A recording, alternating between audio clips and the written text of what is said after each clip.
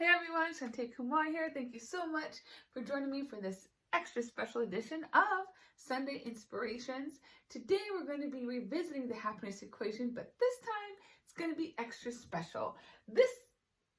Oh man, hold on. You guys aren't supposed to see that. Kind of gave it away there. Let me just get that out of the way. Okay. Kind of messy, but that's all right.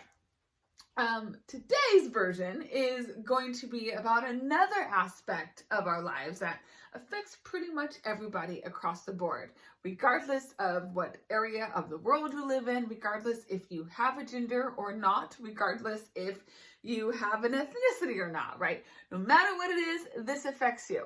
I'm going to get the right color pin so you know exactly what I'm talking about. Yep. A stamane, y'all. Okay, it's the one color that stays constant. Right? No matter where you're at, this is the color that really matters. Joe Greens. We're going to discuss the happiness equation and how it relates to our finances, to our feelings of abundance and success.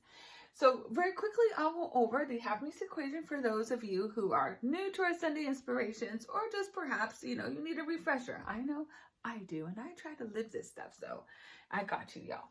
So the happiness equation, given us to us by Tony Robbins, thank you, Tony, is super simple, and it states that if your situation or your circumstance equals your blueprint or your beliefs about life and about what you deserve out of life, well then, you're going to be happy. Makes sense, right? Of course it does. And then, of course, that means if your situation or circumstance does not equal up to that blueprint, what you gonna be, y'all? Y'all gonna be pissed off, and it is, right, not working, not happy. So, what we remember from last time is that what people tend to do is they tend to try to change over here. And we're going to go through that. And I'll show you what I mean, because this seems to make sense. And it seems like, well, then, yeah, if this doesn't match over here, then I need to change this, right? That's one way of thinking of it. The other is to change over here. Most people, though, they start over here, and that's where we're going to start. So we're going to start with the finances, the blueprint of beliefs about money, about your ability to get it, right? So let's just say that in society, there's the belief and the idea that you need to make some money, right? You need to have a certain amount of money or income in order to be successful, in order to be perceived as successful, in order to consider yourself abundant, all of these things. So right now, in your circumstance, you have no job, right? Or maybe you have just a little bit of money. You ain't got a whole lot. You just got the one line, right? It's not two. So, it's just the $1 sign, right? In restaurants, they usually have more than $1 sign, but you know what I'm saying here. No job, you're only making a little bit of money. And your blueprint or belief about your ability to be successful is that, black men can't make it in America.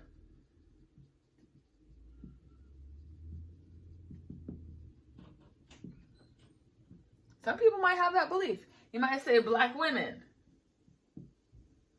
You might say Asian. You might you might say white. White women can't make it, right? Because you guys get hated on too.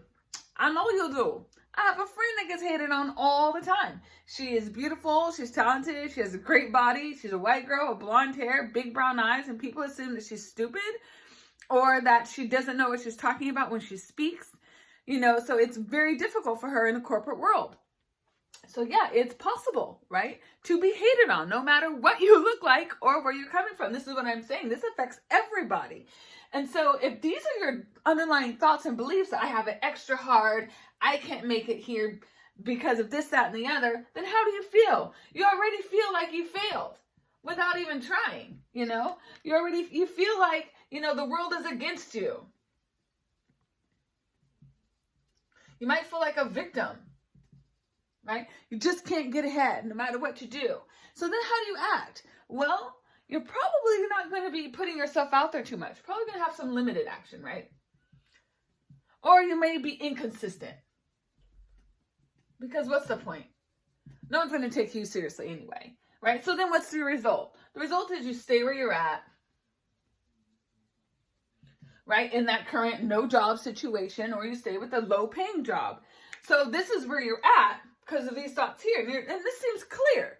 So then you think, what? Well, I have all this going on, but if I had a different job, if I had a job or had more money, that would change things for me.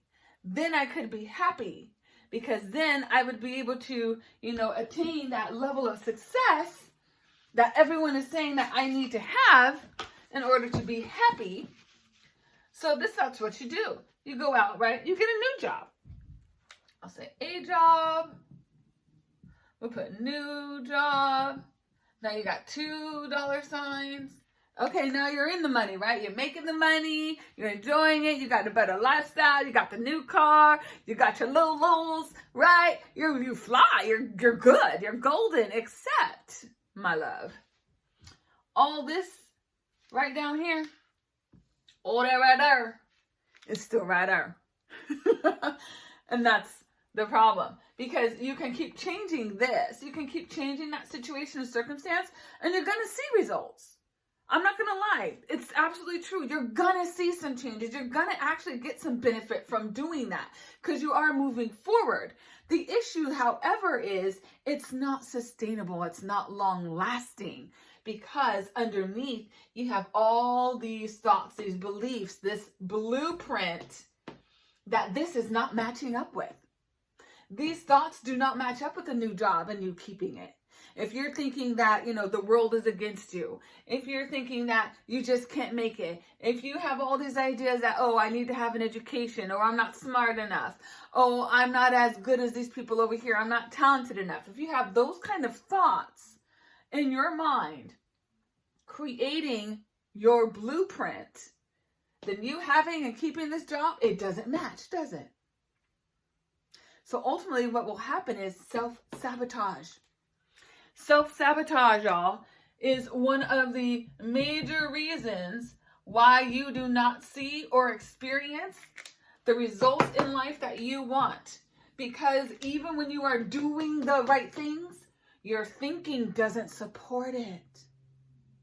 And since the thinking doesn't support it, like a house made on shifting sands in the middle of a typhoon, that shit gonna fall. Just saying. So then the only option, in order to have this match up, in order to have this equation work for you, is to go here and to change the blueprint beliefs, to change the operating system, right? You got to change the operating system, not the computer. The system is at fault. It needs a reboot. It needs a revamp. It needs to be reconstructed, so then it can support everything that computer wants to have happen. It can support all these things up here and keep it going. So I hope that was helpful. I hope that cleared it up for you guys a little bit in regards to the happiness equation, how it relates, with our finances, our belief about abundance and success. And I just really want you guys to take note that this is just a human experience. As we saw, this goes for everyone, right? No matter what ethnicity, no matter what gender, if you have a gender, no matter where you live, if, you depend upon money in order to barter, this is going to be one of your stressors, one of the concerns in your life. But how you think about it, how you frame it, and then how you go forth through those thoughts is what's really going to make or break you. So I hope you enjoyed this Sunday inspiration.